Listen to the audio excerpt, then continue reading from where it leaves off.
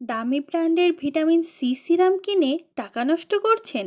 মাত্র 3টি প্রাকৃতিক উপাদানেই বাড়িতে বানিয়ে নিন একদম পিওর গোল্ডেন সিরাম, যা আপনার ত্বককে কাচের মতো চকচকে করে তুলবে। সেই সাথে আপনার ত্বককে ফর্সা করার পাশাপাশি ত্বকের কালো দাগ ছোপ দূর করতে ম্যাজিকের মতো কাজ করবে। সো চলেন আমরা খুব অল্প খরচে আজকে বাসায় জাস্ট 3টে উপাদান দিয়ে এই সিরামটা তৈরি করে ফেলবো।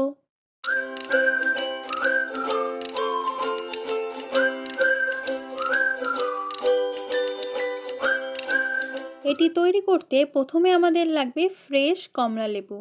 কমলা লেবু আমরা প্রথমে ধুয়ে নেব, তারপর এর খোসাটা আমরা ছাড়িয়ে নেব। এটা তৈরি করতে আমাদের কমলা লেবুর খোসা লাগবে। কমলা লেবুর খোসায় থাকা প্রচুর পরিমাণ ভিটামিন সি ত্বকের কালো ভাব দূর করে ন্যাচারাল গ্লো আনতে আমাদের স্কিনে অনেক ভালো কাজ করে। তারপর আমি এখানে নেব আস্ত কাঁচা হলুদ। কাঁচা হলুদ আমাদের স্কিনের জন্য অনেক ভালো। এটিতে রয়েছে অ্যান্টিব্যাকটেরিয়াল, যেটা আমাদের ব্রণের জেদি কালো দাগ ও পিগমেন্টেশন দূর করতে অনেক সাহায্য করে।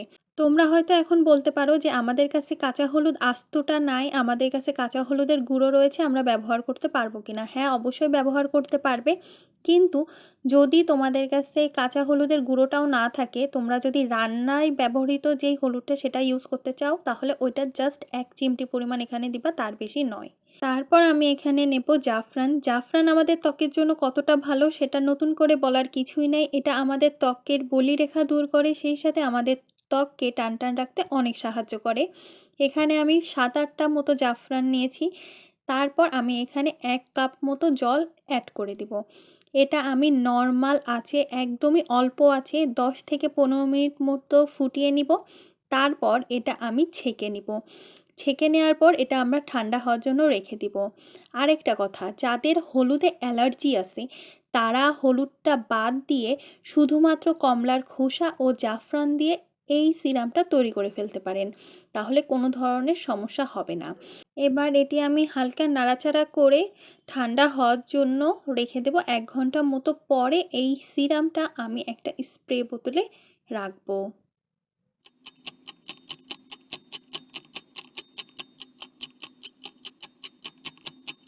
তারপর আমি এখানে একটা স্প্রে বোতল নিয়ে নিয়েছি। আমি এই সিরামটা স্প্রে বোতলে ভরে নিব। আপনাদের কাছে স্প্রে বোতল না থাকলে আপনারা যে কোনো তুলো দিয়ে আপনারা এটা আপনাদের স্কিনে ব্যবহার করতে পারেন। এই সিরামটা আপনারা দিনের বেলা অথবা রাতের বেলা ব্যবহার করতে পারেন। দিনের বেলা এটি ব্যবহার করলে অবশ্যই সানস্ক্রিন মেখে তারপরে আপনারা বাইরে যাবেন, তার আগে না। আর এই সিরামটা রাত্রে ব্যবহার করা সবথেকে ভালো। রাত্রে ব্যবহার করলে অবশ্যই আপনারা 2 থেকে 3 মিনিট পর অবশ্যই একটা ভালো একটা ময়েশ্চারাইজার ব্যবহার করবেন এই সিরামটা ব্যবহার করার পরে।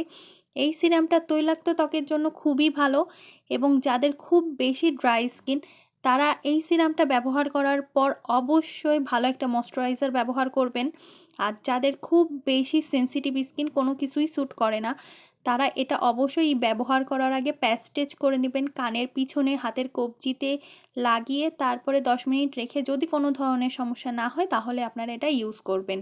সো যদি ভিডিওটি ভালো লেগে থাকে তাহলে অবশ্যই আমার চ্যানেলটি সাবস্ক্রাইব করে দেবেন, আমার ফেসবুক পেজটি ফলো করে দেবেন, ভিডিওটি লাইক করবেন, শেয়ার করবেন এবং আপনার ফ্রেন্ড সার্কেলের সাথে শেয়ার করবেন, ফ্যামিলি মেম্বারের সাথে শেয়ার করবেন, যাতে তারাও টাকা খরচ না করে নিজেরাই বাসায় তৈরি করে ব্যবহার করতে পারে।